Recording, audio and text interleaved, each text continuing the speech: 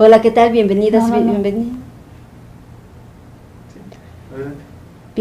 bienvenidos a su programa de Redes Invisibles realizado por la colectiva Invisibles Somos Visibles, y nuestro título de hoy es Las niñas frente al maltrato en las escuelas. Comenzamos. Yo soy Dulce María Vázquez. Naya de Monter, te damos la bienvenida. Hoy nos acompaña Miguel Sandoval. Y bueno, vamos a presentarte brevemente. Él es licenciado en Derecho y en Pedagogía por la Universidad Nacional Autónoma de México. Tiene una maestría en Derecho por la Unidad de Estudios de Posgrado en la misma universidad.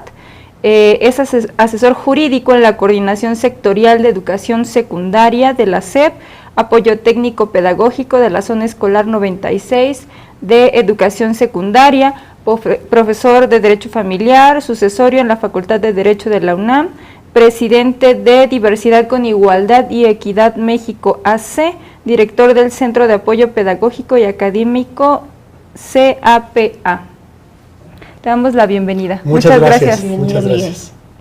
Bueno, pues vamos a comenzar. Y platícanos, ¿qué es el maltrato infantil?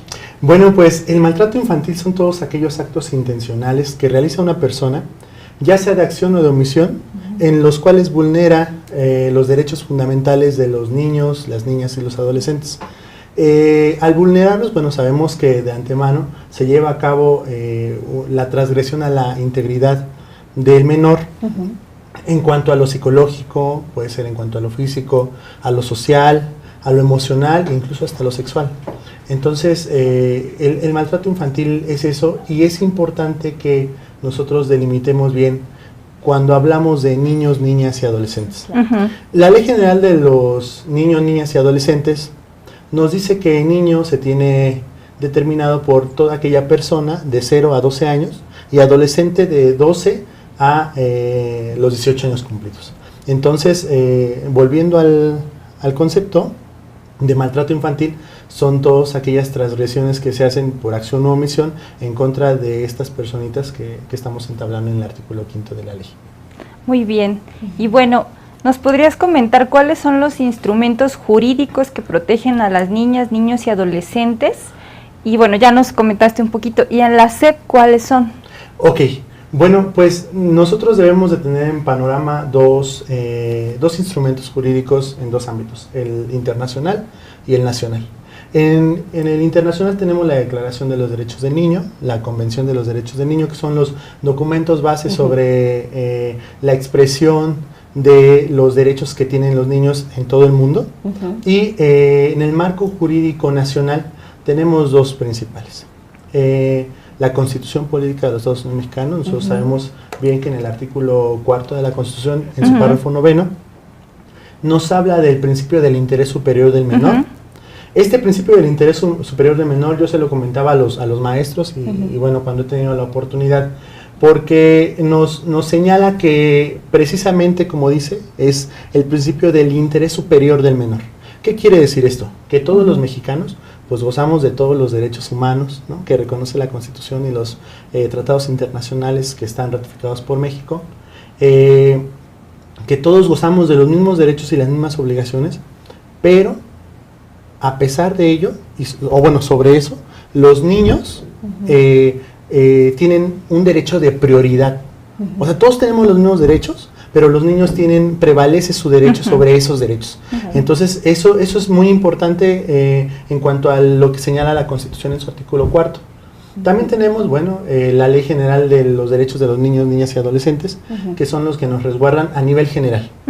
Pero específicamente la Secretaría de Educación Pública, gira diversos lineamientos, porque precisamente la Constitución, al señalar en su artículo 4 el principio del interés superior del menor, tiene la obligación en todas las instituciones, se tiene la obligación de velar por la protección de los niños. Entonces, en este sentido, por ejemplo, nosotros recordemos que uno de los derechos que tienen los niños es la educación. La Secretaría de Educación Pública, es la institución que tiene a su cargo la obligación de brindar educación a todos los niños mexicanos o a todos los niños que estén dentro del territorio mexicano. En ese sentido, sí es importante señalar que los derechos de los niños, aparte de estas leyes que les estoy comentando ahorita, son la Ley General de Educación, que también protege los derechos de los niños, y tenemos en un menor rango los lineamientos que se señalan para operar dentro de las escuelas, que es la guía operativa de educación de escuelas particulares, en el caso de los niños que estudian en escuelas particulares, y la guía operativa de escuelas oficiales y para adultos y de educación inicial. Esta guía operativa es una especie de circular, ¿no? Es una especie es un complemento de lineamientos donde se establece cómo el director y los profesores deben de actuar para cualquier tipo de situación que se genere dentro de las escuelas. Entonces, siempre está protegida o está respaldada por todos los derechos que para los niños y para su mejora de cada uno de ellos. ¿Y nos puedes mencionar los derechos fundamentales de las niñas, niños y adolescentes? Claro que sí. Bueno, pues si ustedes lo están observando en la plataforma, tenemos varios derechos. Es una amplia gama en realidad. Los que están aquí observándose son en realidad muy pocos, pero son los más generales, ¿no? Tenemos, por ejemplo, principalmente el derecho de prioridad, que era lo que le estaba yo comentando ahorita. Tenemos el derecho a la vida y a la supervivencia y al desarrollo. El derecho a la identidad, que es muy importante, ¿no? Que un niño tenga un nombre, que un niño tenga una familia, que un niño sepa de dónde viene. Eso es muy, muy importante. El derecho a vivir en familia. El derecho a la igualdad y a no ser discriminado. Este derecho que le estoy comentando ahorita aplica tanto en todos los ámbitos del desarrollo del menor como en la escuela, ¿no? Porque dentro de la escuela, pues el niño tiene el derecho, al igual que todos los niños, al igual que todos los maestros, de no ser discriminado por ningún tipo de situación. Claro.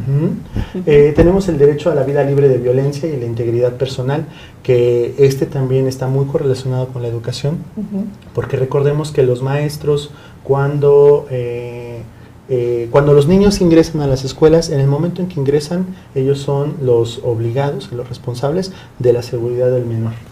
El derecho a vivir en condiciones de bienestar, de sano desarrollo, derecho a la protección de la salud y a la seguridad social, derecho a la inclusión de las niñas, niños y adolescentes con discapacidad, derecho a la intimidad, derecho a la educación, derecho al descanso y al esparcimiento, derecho de participación, derecho a la libertad de expresión y de acceso a la información, que claro está que también se debe de está inmerso dentro de la labor dentro de las escuelas, el derecho de asociación y de reunión, derecho de acceso a las TICs, que son las tecnologías de la información y la comunicación, y derecho a la seguridad jurídica y al debido proceso, que también está muy debería de estar dentro de las escuelas muy avante, pero bueno, nosotros en la actualidad, los que trabajamos en la Secretaría de Educación Pública, sabemos que eso del debido proceso pues está muy decadente, ¿no? Claro. Entonces esa es la gama de derechos que nosotros podemos decir de forma general.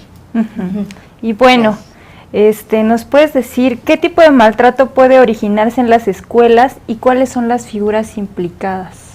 ¿Qué tipo de maltrato? Bueno, hay una escala que señala precisamente el programa en contra de la violencia de las mujeres, que incluso la Secretaría de Educación Pública emitió para las escuelas.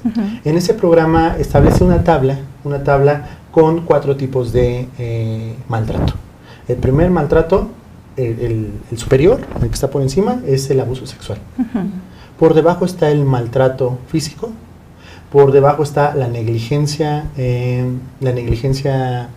por parte de las personas que transgreden a los menores, y al último tenemos el maltrato emocional. En cualquiera de estos cuatro tipos de maltrato podemos observar que se puede llevar a cabo en los 2 focos fundamentales donde se lleva el maltrato infantil, en el hogar y en la escuela. Son los 2 focos principales donde se lleva a cabo el maltrato. Entonces, hablamos de abuso sexual, que hay situaciones, yo se los comento de experiencia propia, en el tiempo que estuve trabajando en el jurídico de ahí de la Dirección Operativa 5 en aquel entonces, son varios casos. Hablamos de tipo de maltrato físico, que también en su momento llegué a observar varios casos de ese tipo, y negligencia puede ser por parte de los padres de familia, negligencia por parte de los docentes y los directivos, porque al momento que los niños entran a la escuela, en ese momento se vuelven responsables de la integridad y la seguridad del niño. Claro. Y negligencia por parte de el otro foco que tenemos nosotros que puede realizar algún tipo de maltrato hacia los mismos menores son los mismos niños que están dentro de la escuela. O sea, tenemos 3 factores: la familia, los maestros y los niños. Pero sabemos que en cuanto a estos 3 puntos, con los niños es un procedimiento diferente, porque finalmente son menores de edad. Si un menor de edad transgrede o maltrata a otro menor de edad, la escuela tiene la obligación de llevar a cabo el procedimiento correcto para solucionar mediante acuerdos y compromisos de que eso ya no vuelva a suceder, obviamente con el apoyo de los padres de familia. Ahí termina la cosa. Pero tenemos estos últimos 2 factores: los padres de familia o la familia y los maestros y los directivos. Estos 2 factores, si llega a haber algún tipo de maltrato por parte de cualquiera de los 2, entonces el procedimiento es muy diferente. En las escuelas, con los padres de familia, por ejemplo, si el docente o el directivo se percata de que hay algún tipo de maltrato dentro de la casa, entonces lo que debe de operar según esta guía operativa de escuelas secundarias, ya sea públicas o particulares, es darle vista a la Unidad de Atención y Prevención a la Violencia Familiar y al DIF. Incluso si hay lesiones, entonces hay que darle vista al Ministerio Público. Cualquiera de esas 3 instancias, el director tiene la obligación de darle vista a estas instancias para que ellos procedan conforme a derecho y realicen las investigaciones pertinentes.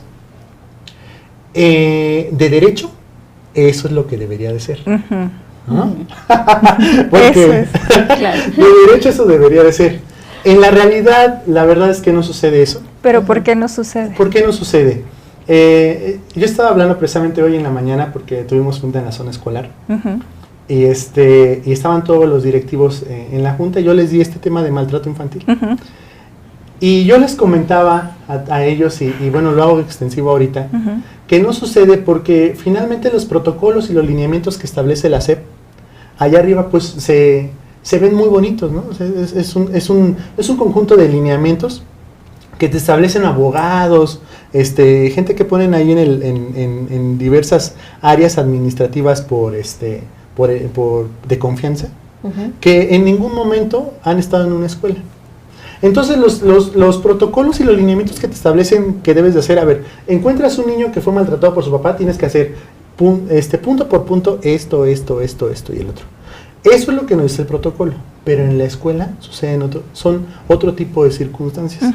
Los protocolos y los lineamientos que establece la Secretaría de Educación Pública a veces no tienen nada que ver o no concuerda con la situación real dentro de las escuelas.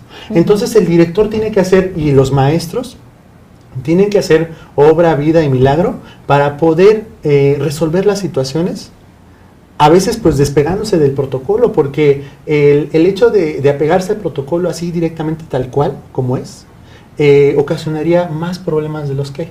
¿Qué problemas ocasionaría? Nosotros como maestros estamos muy expuestos.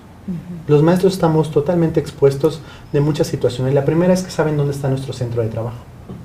Entonces, ha habido muchas ocasiones en donde el director observa que tal niño o tal niña fueron violentados por parte de los padres.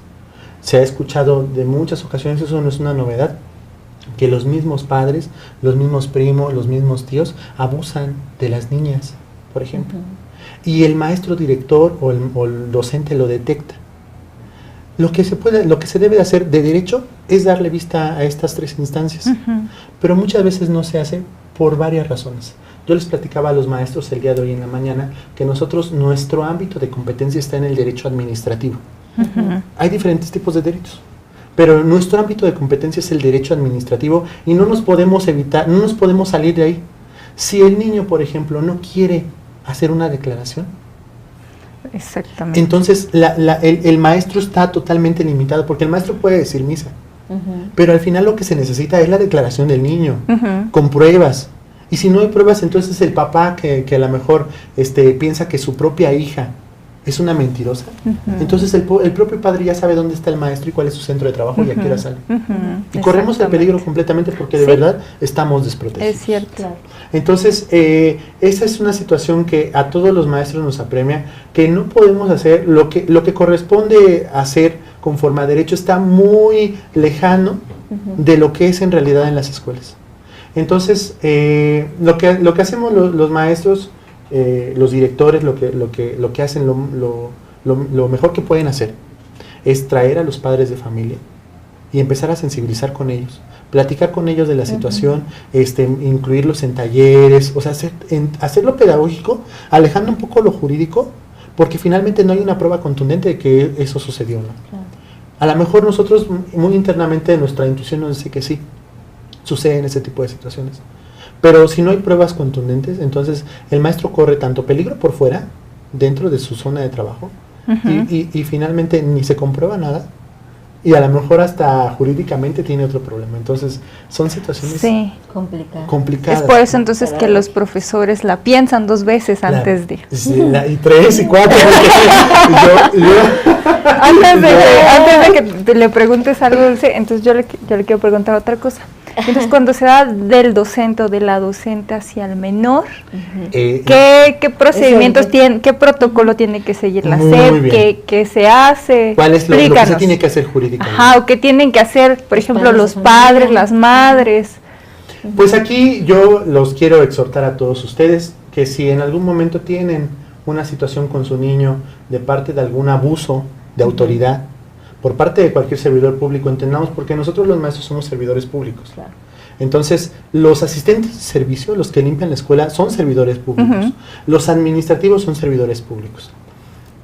Los directivos son servidores públicos. Cuando sucede este tipo de situaciones, que son muy... pues miren, la verdad es que no son tan continuas, porque ahorita en la actualidad nosotros tenemos una estadística baja en cada una de las operativas por maltrato infantil. ¿Pero a qué se debe? Se debe a que no hay una cultura de la denuncia. Por ejemplo, en esta área de Xochimilco, Tláhuac, Milpalta, por ejemplo, son lugares donde, bueno, yo por ejemplo soy de Tláhuac, y hay una zona que es urbana, pero hay otra parte donde siguen siendo pueblos. Rural. Y en esta parte de los pueblos todavía está muy, es muy taciturno, ¿no? La situación. Es muy cerrada, es muy, es poco, tiene una poca cultura de la denuncia cuando les sucede algo. Hablamos de cuando abusan en contra de alguna mujer, algún niño, ¿no? La denuncia. Incluso se tiene todavía esa concepción de que el pegarle a un niño es parte de la disciplina, ¿no? De enseñarle, ¿no? Está bien si le damos un par de nalgadas a los niños, o a lo mejor a cinturonazos, ¿no? Sí.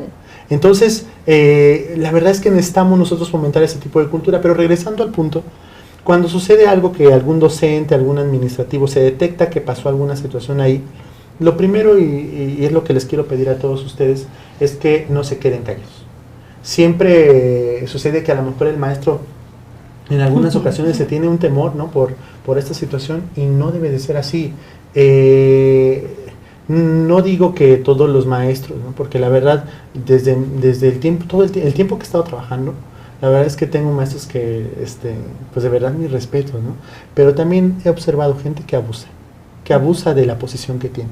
Porque el ser maestro es estar con tus alumnos, y a veces tus alumnos te tienen admiración por quién eres.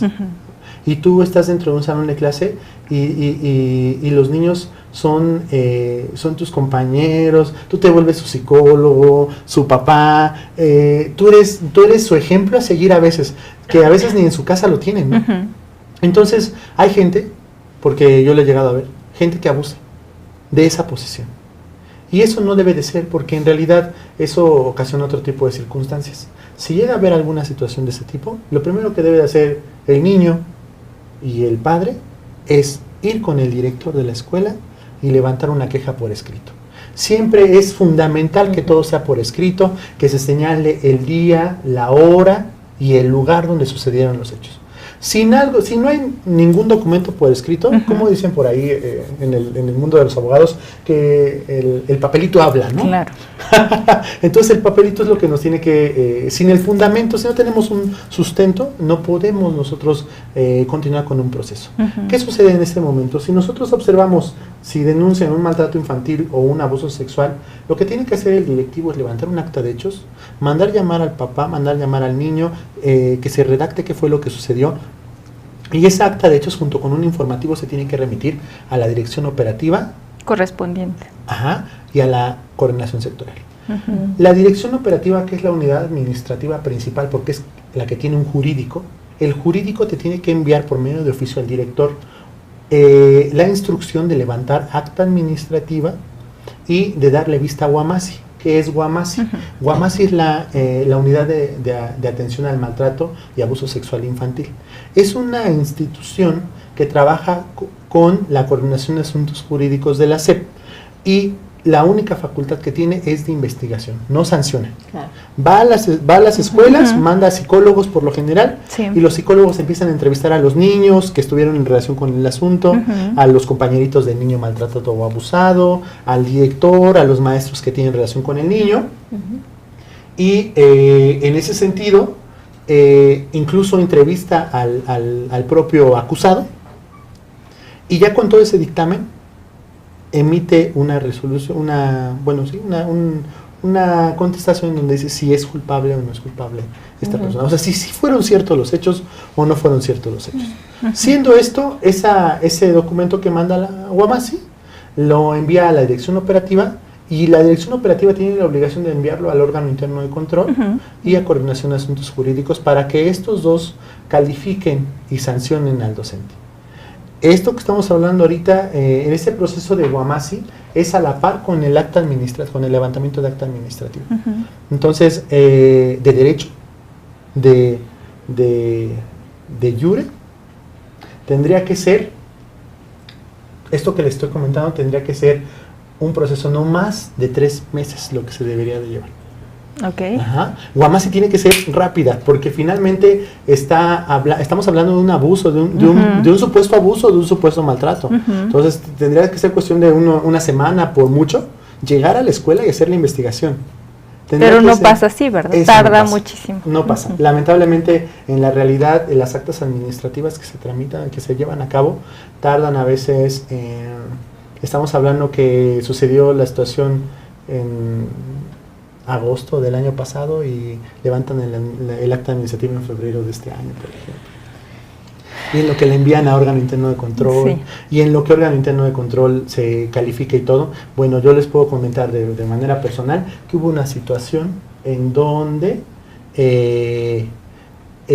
se acusó a un maestro y tardó órgano interno en responder 14 años. El maestro estuvo en la dirección operativa 14 años hasta que se le dio una resolución. Y radicado ahí. Radicado ahí, sí. Y al final, bueno, resultó ser que no era así. Sí. Mira, ya tenemos una pregunta. Si gustas leerla. Sí, dice, debería de haber una política pública para hacer participar en ciertas actividades padres, hijos y servidores públicos, una escuela que sea verdaderamente de la comunidad. Esa es una situación importante. Miren, papás, la verdad es que la escuela tiene la obligación de incluirlos en los proyectos de la misma. Tenemos el CEPSE, que es este Consejo de Participación Social en las escuelas, que está conformado por padres de familia, la Asociación de Padres de Familia. Estos dos organismos son los que participan principalmente en las situaciones de infraestructura, de seguridad social de las escuelas, en las situaciones de consumo de alimentos dentro de la escuela. Sin embargo, pues no. Eso es un buen punto lo que acaba de comentar, porque en realidad no se lleva a cabo. O sea, los padres de familia son poco participativos. Eso es una situación que también tenemos que tratarla, porque finalmente a veces el papá nada más agarra a su niño y lo lleva ahí a la escuela como si fuera la guardería. Sí. Y entonces ya se desafana completamente del niño. El niño a veces, yo se los digo que estuve un tiempo de director en una secundaria, El niño a veces está, tenemos así la fila de niños enfermos porque los mandan enfermos desde temprano, que los papás ya están enterados que están enfermos y los mandan para allá no, porque tienen que ir a trabajar o cosas así. Y entonces el niño ahí llega, está enfermo, hay niños que necesitan atención y tienen problemas de conducta. Y cuando tú le mandas llamar a su papá y le dices, mire señor, vamos a tratarlo de esta forma, necesitamos que usted venga a la escuela para estar con su hijo y que conviva con él, no tengo tiempo, tengo mucho trabajo que hacer. Entonces eso también es muy importante que lo tomemos en cuenta. El tiempo. Ahorita que estabas hablando precisamente del quehacer de la SEP, tiene mucha responsabilidad ante estos hechos. Sin embargo, ¿qué pasa cuando las mismas autoridades no siguen ese protocolo? Porque bueno, uno como padre de familia y surgen de estas situaciones, pues ni te lo sabes, ¿no? Sí. Ni sabes a dónde acudir. Pero ¿qué pasa cuando las mismas autoridades hay negligencia, omisión? Como tú decías ahorita, pasan meses, ¿no? Y no hay ni siquiera una carta administrativa. Lo que pasa es que yo siento desde mi punto de vista, creo que las unidades administrativas, las instituciones están y siguen estando muy viciadas. La gente que está ocupando esos cargos de dirección operativa, de coordinación sectorial, de todas las demás instituciones, son personas que finalmente tenían alguna, bueno, no digo todos, ¿no?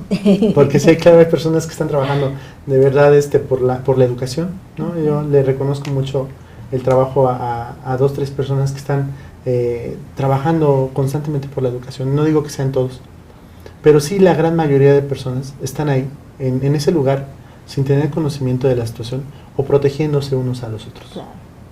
Entonces, tenemos la problemática en la que, por ejemplo, aquí, por ejemplo, en la dirección operativa, yo les comentaba siempre a mis alumnos en la universidad, porque en su momento estuve yo dándoles curso a los inspectores de educación secundaria, de primaria y de preescolar, ahí en la Facultad de Derecho.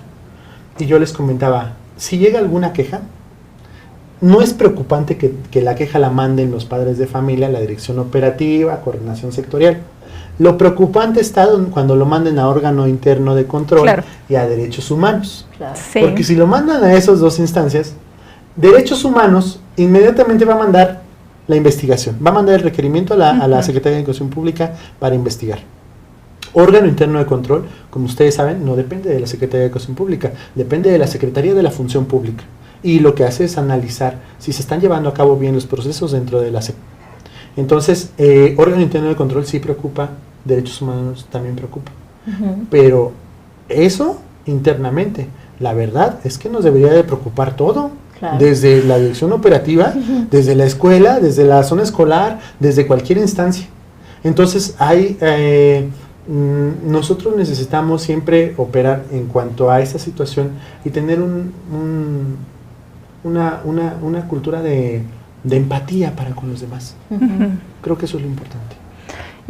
Traías dos imágenes que me gustaría que nos explicaras rápidamente, ¿no? Algunas cifras. Sí, son cifras que tengo yo sobre el maltrato infantil en las niñas.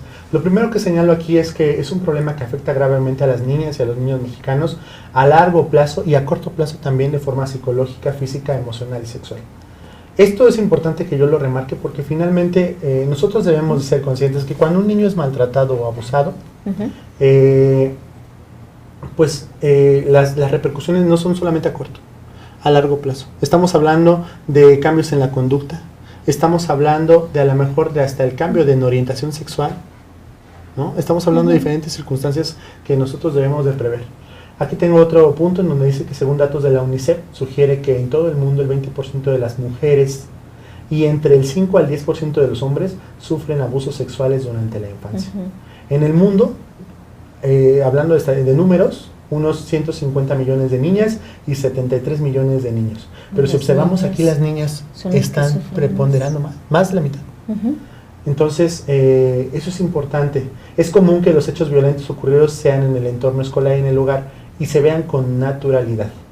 En muchas ocasiones las personas que cometen abuso o maltrato son responsables de la seguridad y bienestar de la niña o del niño. Bueno, no en muchas ocasiones, ¿no? Yo creo que casi en todo. En el 2007 un estudio hecho a docentes demostró que el 85.9% de los docentes encuestados dijo saber de profesores que practicaban algún tipo de maltrato y el 41% de ellos de algún caso de abuso sexual. Son importantes, son datos que pues, tú los observas y te quedas así pues impresionado, ¿no? 1.500 millones de niños y niñas son víctimas de violencia cada año, muchos de ellos dentro de las escuelas. Casi la mitad de las agresiones sexuales en el mundo se cometen contra niñas menores de 16 años. Un 28% de las niñas nunca se siente segura en el camino al colegio, según el estudio Escuchar Nuestras Voces. Un 70% de los niños y niñas asegura haber sufrido violencia en el colegio, según el informe Promoción de la Igualdad y Seguridad en los Colegios. El 43% de los niños y niñas asegura no hacer nada cuando presencia la violencia en las escuelas. Los niños maltratados muestran diferentes problemas de conducta, inseguridad, baja autoestima, resentimiento, agresividad, bajo aprovechamiento escolar. Estos datos a mí me llamó mucho la atención del 28% de las niñas que se siente insegura. A veces los directores en las escuelas tienen un problema sobre el rezago educativo. Yo, en su momento que estaba yo ahí trabajando en una escuela, había una niña que ya no fue de repente. Entonces la maestra trabajadora social, la maestra Silvia, le pedí de favor que fuera a hacer una visita domiciliaria para saber qué había pasado con esta niña.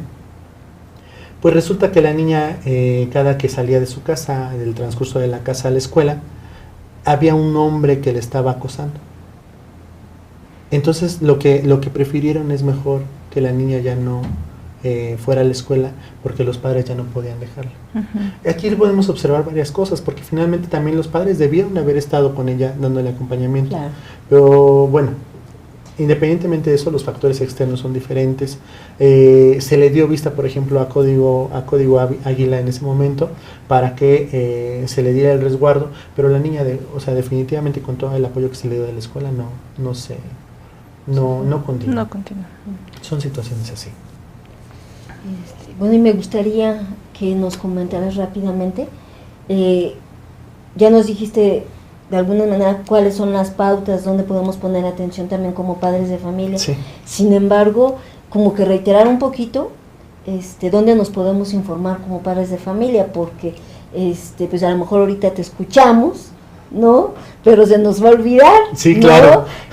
Alguna página, cómo se llama el protocolo, que lo podemos adquirir como padres de familia, el de la SEP, no sé. Bueno, yo les sugiero, papás, porque para los padres de familia no hay lineamientos específicos en este sentido.